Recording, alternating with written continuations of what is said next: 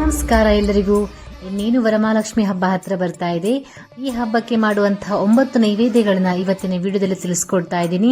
ಯಾರು ಈ ವರಮಹಾಲಕ್ಷ್ಮಿ ಹಬ್ಬಕ್ಕೆ ಪ್ರಸಾದ ಏನ್ ಮಾಡುದು ಅಂತ ಯೋಚನೆ ಮಾಡ್ತಾ ಇದೆ ಅಂತವ್ರಿಗೆ ನನ್ನ ವಿಡಿಯೋ ಹೆಲ್ಪ್ ಆಗುತ್ತೆ. ಹಾಗಾದ್ರೆ ಹೇಗೆ ಮಾಡೋದು ನೋಡೋಣ. ಅದಕ್ಕಿಂತ ಮುಂಚೆ ನನ್ನ ಚಾನಲ್ನ ಸಬ್ಸ್ಕ್ರೈಬ್ ಮಾಡ್ಕೊಳ್ದೆ ನೋಡ್ತಾ ಇದ್ರೆ ಸಬ್ಸ್ಕ್ರೈಬ್ ಮಾಡ್ಕೊಳ್ಳಿ. ಹಾಗೆ ಬೆಲ್ ಐಕನ್ ಅನ್ನು ಕೂಡ ಕ್ಲಿಕ್ ಮಾಡಿ.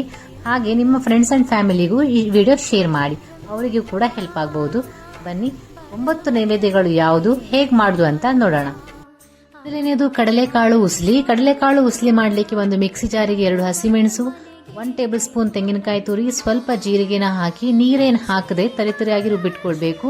ಇವಾಗ ಒಂದು ಪಾತ್ರೆಗೆ ಎಣ್ಣೆ ಹಾಕಿ, ಎಣ್ಣೆ ಕಾಯ್ತಿದ್ದಾಗೆ ಸಾಸಿವೆ, ಹಿಂಗು, ಕರಿಬೇವಿನ ಹಾಕಿ ಫ್ರೈ ಮಾಡಿಕೊಂಡು ನಾವು ಮಿಕ್ಸಿ ಮಾಡ್ಕೊಂಡಿರುವಂಥ ಮಸಾಲೆನ ಹಾಕಿ ಇದರ ಹಸಿ ವಾಸನೆ ಹೋಗೋ ತನಕ ಚೆನ್ನಾಗಿ ಬಾಡಿಸ್ಕೊಳ್ಬೇಕು. ಇದು ಚೆನ್ನಾಗಿ ಹಸಿ ವಾಸನೆ ಎಲ್ಲ ಹೋದ ಮೇಲೆ ಮೊದಲೇ ಬೇಯಿಸಿಟ್ಕೊಂಡಿರುವಂಥ ಕಡಲೆಕಾಳನ್ನು ಹಾಕಿ ರುಚಿಗೆ ತಕ್ಕಷ್ಟು ಉಪ್ಪನ್ನು ಹಾಕಿ ಮಿಕ್ಸ್ ಮಾಡಿದ್ರೆ ಕಡಲೆಕಾಳು ಉಸ್ಲಿ ರೆಡಿಯಾಗಿ ಹೋಗುತ್ತೆ. ಲಕ್ಷ್ಮಿಗೆ ತುಂಬಾ ಪ್ರಿಯವಾದ ಪ್ರಸಾದ ಇದು. ಇದನ್ನು ಸುಲಭವಾಗಿ ಮಾಡಿ ನೈವೇದ್ಯಕ್ಕೆ ಇಡಬಹುದು. ನೀವು ಖಂಡಿತ ಟ್ರೈ ಮಾಡಿ. ಎರಡನೇದು ಪುಳಿಯೋಗರೆ. ತುಂಬಾ ಸುಲಭವಾಗಿ ಮಾಡುವಂತ ರೈಸ್ ಐಟಮು ನೋಡಿ. ಈ ತರ ಒಂದು ಪಾತ್ರೆಗೆ ಎಣ್ಣೆ ಹಾಕಿ ನೆಲಗಡಲೆನ ಹಾಕಿ ಚೆನ್ನಾಗಿ ಹುರಿದುಕೊಂಡು ಇದಕ್ಕೆ 1 ಟೇಬಲ್ ಸ್ಪೂನ್ ಉದ್ದಿನ ಬೇಳೆನ ಹಾಕಿ ಫ್ರೈ ಮಾಡ್ಕೊಳ್ಳಿ. ಇವಾಗ ಸ್ವಲ್ಪ ಸಾಸಿವೆ, ಕರಿಬೇವನ್ನ ಹಾಕಿ ಫ್ರೈ ಮಾಡಿಕೊಂಡು ಒಣಮೆಣಸು ಹಾಕಿ, ಇದಾದ ಮೇಲೆ ನಾನಿಲ್ಲಿ ಮನೇಲೆ ಮಾಡಿರುವಂಥ 1 ಟೇಬಲ್ ಸ್ಪೂನ್ ಪುಳಿಯೋಗರೆ ಗೊಜ್ಜು ಹಾಕ್ತಾ ಇದ್ದೀನಿ. ಇದಕ್ಕೆ 1 ಕಪ್ ರೈಸಿಗೆ ಸ್ವಲ್ಪ ರುಚಿಗೆ ತಕ್ಕಷ್ಟು ಉಪ್ಪನ್ನು ಹಾಕಿ ಚೆನ್ನಾಗಿ ಮಿಕ್ಸ್ ಮಾಡ್ಕೊಂಡ್ರೆ ಪುಳಿಯೋಗರೆ ರೆಡಿಯಾಗಿ ಹೋಗುತ್ತೆ. ನೆಕ್ಸ್ಟ್ ನಾವು ಮಾಡ್ತಾ ಇರೋದು 3ನೇ ನೈವೇದ್ಯ, ಲೆಮನ್ ರೈಸ್ ಅಥವಾ ಚಿತ್ರಾನ್ನ. ಇದನ್ನ ಮಾಡಲಿಕ್ಕೆ ಒಂದು ಕಡಾಯಿಗೆ ಎಣ್ಣೆ ಹಾಕಿ, ಎಣ್ಣೆ ಕಾಯ್ತಿದ್ದ ಹಾಕಿ ನೆಲಗಡಲೆನ ಹಾಕಿ ಫ್ರೈ ಮಾಡಿಕೊಂಡು, ನೆಲಗಡಲೆ ಚೆನ್ನಾಗಿ ಫ್ರೈ ಆದ ಮೇಲೆ ಉದ್ದಿನ ಬೇಳೆ ಇದ್ರೆ ಕಡಲೆಬೇಳೆ, ಸಾಸಿವೆ, ಕರಿಬೇವು ಹಾಗೆ ಖಾರಕ್ಕೆ ಹಸಿಮೆಣಸನ್ನ ಕಟ್ ಮಾಡಿ ಹಾಕಿ ಚೆನ್ನಾಗಿ ಫ್ರೈ ಮಾಡಿಕೊಂಡು 1 ಕಪ್ ರೈಸ್ ಹಾಕಿ ರುಚಿಗೆ ತಕ್ಕಷ್ಟು ಉಪ್ಪು, ಅರಿಶಿನ ಹಾಕಿ ಚೆನ್ನಾಗಿ ಮಿಕ್ಸ್ ಮಾಡ್ಕೊಳ್ಳಿ. ಇದೆಲ್ಲ ಚೆನ್ನಾಗಿ ಒಂದ್ಸಲ ಮಿಕ್ಸ್ ಆದ ಮೇಲೆ ಅರ್ಧ ನಿಂಬೆ ರಸನ ಸ್ಕ್ವೀಸ್ ಮಾಡಿ ಹಾಕಿ ಲಾಸ್ಟಿಗೆ ಕೊತ್ತಂಬರಿ ಸೊಪ್ಪು ಹಾಗೆ ತೆಂಗಿನಕಾಯಿ ತುರಿನ ಹಾಕಿದ್ರೆ ಲೆಮನ್ ರೈಸ್ ರೆಡಿಯಾಗಿ ಹೋಗುತ್ತೆ. ತುಂಬಾ ಸುಲಭವಾಗಿ ಮಾಡುವ ನೈವೇದ್ಯ ಇದು ಕೂಡ ಆಗಿದೆ. 4ನೇದು ಮೊಸರನ್ನ. ಇದನ್ನ ಮಾಡಲಿಕ್ಕೆ ಒಂದು ಪಾತ್ರೆಗೆ 1 ಕಪ್ ಅನ್ನ ಹಾಕಿ ಚೆನ್ನಾಗಿ ಸ್ಮ್ಯಾಶ್ ಮಾಡ್ಕೊಂಡು ಇಟ್ಕೊಳ್ಳಿ. ಚೆನ್ನಾಗಿ ಸ್ಮ್ಯಾಶ್ ಆದ್ರೆ ಒಳ್ಳೆಯದು.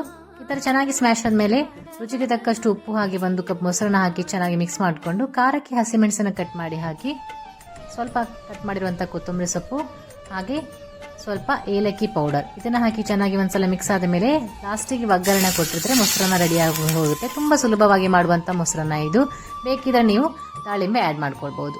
5ನೇದು ಪೀನಟ್ ರೈಸ್. ಇದನ್ನ ಮಾಡಲಿಕ್ಕೆ ಒಂದು ಕಡಾಯಿಗೆ 2 ಟೇಬಲ್ ಸ್ಪೂನ್ ಎಣ್ಣೆ ಹಾಕಿ 2 ಟೇಬಲ್ ಸ್ಪೂನ್ ನೆಲಗಡಲೆಯನ್ನು ಹಾಕಿ ಫ್ರೈ ಮಾಡಿಕೊಂಡು 1.5 ಟೇಬಲ್ ಸ್ಪೂನ್ ಉದ್ದಿನ ಬೇಳೆ ಹಾಗೆ ಅರ್ಧ ಟೇಬಲ್ ಸ್ಪೂನ್ ಜೀರಿಗೆ, 1 ಟೇಬಲ್ ಸ್ಪೂನ್ ಬಿಳಿ ಎಳ್ಳು ಹಾಗೆ ಖಾರಕ್ಕೆ 3 ಮೆಣಸನ್ನು ಹಾಕಿ ಇದನ್ನ ಚೆನ್ನಾಗಿ ಹುರಿದುಕೊಳ್ಬೇಕು. 2 ಸೆಕೆಂಡ್ ಚೆನ್ನಾಗಿ ಫ್ರೈ ಆದ ಮೇಲೆ 2 ಟೇಬಲ್ ಸ್ಪೂನ್ ತೆಂಗಿನಕಾಯಿ ತುರಿ ಹಾಕಿ ಇದನ್ನ ಪೌಡರ್ ಮಾಡಿ ಇಟ್ಕೊಳ್ಬೇಕು. ನೀರೇನು ಆಡ್ ಮಾಡಬಾರ್ದು. ಈ ತರ ಪೌಡರ್ ಮಾಡಿ ಇಟ್ಕೊಂಡ್ಮೇಲೆ ಇವಾಗ ಒಂದು ಪಾತ್ರೆಗೆ ಎಣ್ಣೆ ಹಾಕಿ, ಎಣ್ಣೆ ಕಾಯ್ತಿದ್ದಾಗೆ ಸಾಸಿವೆ, ಕರಿಬೇವು ಹಾಕಿ ಸ್ವಲ್ಪ ನೆಲಗಡಲೆನ ಹಾಕಿ ಫ್ರೈ ಮಾಡಿಕೊಂಡು ಒಣಮೆಣಸನ್ನ ಹಾಕಿದ ಮೇಲೆ 2 ಕಪ್ ರೈಸ್ ಹಾಕ್ತಾ ಇದ್ದೀನಿ ನಾನಿಲ್ಲಿ. ಆ ಮೆಜರ್ಮೆಂಟ್ಗೆ ನಾನು ಮಸಾಲೆ ಮಾಡ್ಕೊಂಡಿದ್ದೀನಿ. 2 ಕಪ್ ರೈಸ್ ಹಾಕಿ ರುಚಿಗೆ ತಕ್ಕಷ್ಟು ಉಪ್ಪನ್ನು ಹಾಕಿ ಮಾಡ್ಕೊಂಡಿರೋ ಮಸಾಲೆನ ಹಾಕಿ ಚೆನ್ನಾಗಿ ಮಿಕ್ಸ್ ಮಾಡಿಕೊಂಡು ಇದನ್ನು 5 ನಿಮಿಷ ಬೇಯಿಸ್ಕೊಳ್ಬೇಕು. ಮಸಾಲೆ ಎಲ್ಲ ಅನ್ನಕ್ಕೆ ಚೆನ್ನಾಗಿ ಹೊಂದ್ಕೊಳ್ಬೇಕು. ಒಂದು 5 ನಿಮಿಷ ಮುಚ್ಚಳ ಮುಚ್ಚಿ ಬೇಯಿಸ್ಕೊಳ್ಳಿ. ಮುಚ್ಚಳ ಮುಚ್ಚಿ ಬೇಯಿಸ್ಕೊಂಡಿದ್ರೆ ಪೀನಟ್ ರೈಸ್ ರೆಡಿಯಾಗಿ ಹೋಗುತ್ತೆ. ನೀವು ಇದರ ಬದಲಿಗೆ ಕೊಕೊನಟ್ ರೈಸ್ ಕೂಡ ಮಾಡಬಹುದು. ಕೊಕೊನಟ್ ರೈಸ್ ಹೇಗೆ ಮಾಡೋದು ಅಂತ ನನ್ನ ಇಂಡಿಪೆಂಡೆನ್ಸ್ ಡೇ ತ್ರಿರಂಗ ರೈಸ್ ವಿಡಿಯೋದಲ್ಲಿ ಇದೆ, ನೋಡ್ಕೊಳ್ಳಿ ನೀವು. 6ನೇ ನೈವೇದ್ಯ ಬಾಳೆಹಣ್ಣಿನ ರಸಾಯನ. ಇದನ್ನ ಮಾಡಲಿಕ್ಕೆ ಕಟ್ ಮಾಡಿರುವಂತಹ ಬಾಳೆಹಣ್ಣಿಗೆ ಸ್ವಲ್ಪ ತೆಂಗಿನಕಾಯಿ ತುರಿ, ಬೆಲ್ಲ ಪೌಡರ್, ಏಲಕ್ಕಿನ ಹಾಕಿ ಮಿಕ್ಸ್ ಮಾಡಿಕೊಂಡ್ರೆ ಬಾಳೆಹಣ್ಣಿನ ರಸಾಯನ ರೆಡಿಯಾಗಿ ಹೋಗುತ್ತೆ. ಬೇಕಿದ್ರೆ ನೀವು ಇದಕ್ಕೆ ಅವಲಕ್ಕಿನೂ ಕೂಡ ಆಡ್ ಮಾಡ್ಕೊಳ್ಬಹುದು. ತುಂಬಾ ಸುಲಭವಾಗಿ ಮಾಡುವ ಪ್ರಸಾದ ಇದಾಗಿದೆ.